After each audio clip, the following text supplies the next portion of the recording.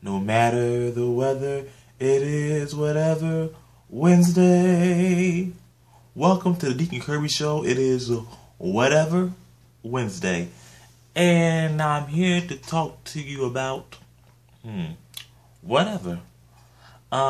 Thinking about topics I should talk about. I didn't know, but then I was talking to my friend on Twitter named Bree, and she suggested that I should talk about the wrestlers that I met, because I always go down to the arena whenever they come to Philadelphia to get a chance to meet them. So I just said, that's a great idea. Talk about my experience about wrestlers that I met. So that's what I'm going to do. And today's wrestler I just picked to talk about is a wrestling legend. His real name is Glenn Jacobs, but he goes under the name Kane. It was so great when I met Kane. The date was January 7th, 2014. It was below 0 degrees. It was negative something. The news was warning people, don't go out if you don't have to. If you do, put some gloves on and keep your body, all parts of your body covered, because if it's exposed to the wind, it is at risk of getting frostbitten. So you know what I did? I put on so many layers of clothes until I felt like I was like 100 pounds. No, even more than 100 pounds, 1,000 pounds. And I put on my gloves, put on my scarves. Scarves. That means more than one. And I went out there, warmed up, ready to meet some wrestlers and take some pictures. And I got there early enough to see Kane pull up. And I was able to go over there and greet him and get a picture with him. And tell him something. Kane was a nice guy. I grew up watching Kane on TV. He wore my favorite color, the color red. Yes, red is my favorite color. He wore a mask. He had long hair. He did the choke slam, tombstone. He was the half brother of the Undertaker. Kane was like such a legend in wrestling, and he was such a big name superstar when I was little.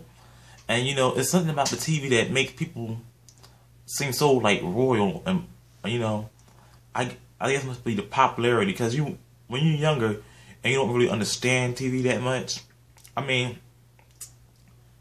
you wonder how these people get in this small little tiny box. You know, make you think about Willy Wonka and a chocolate factory. Anyway, Kane, he's such a legend to me. And when I was younger and I had my pick for favorite superstars, he was in the top 5.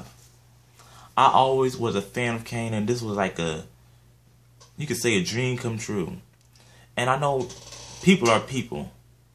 When you die, you go and get buried in the same dirt. If you get cut, you're gonna bleed the same blood. But it's just something about superstars and people that are famous in the stuff that you watch and know that make them feel even more special in your lives.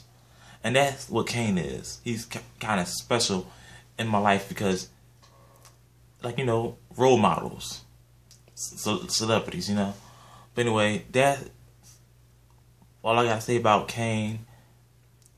He's still wrestling today. I mean, that man, he's like, he didn't age, because he could still go in the ring. He's not too slow. He could still move fast. He went through multiple types of characters in his career, and one day he's going to be a Hall of Famer. He's probably very close to being a Hall of Famer.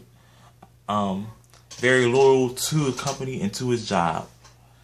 Kane, I usually do Trailblazing Tuesday on Tuesday, but Kane, in the wrestling field, you are trailblazing. This has been Deacon Kirby with Whatever Wednesday. So say to your neighbor,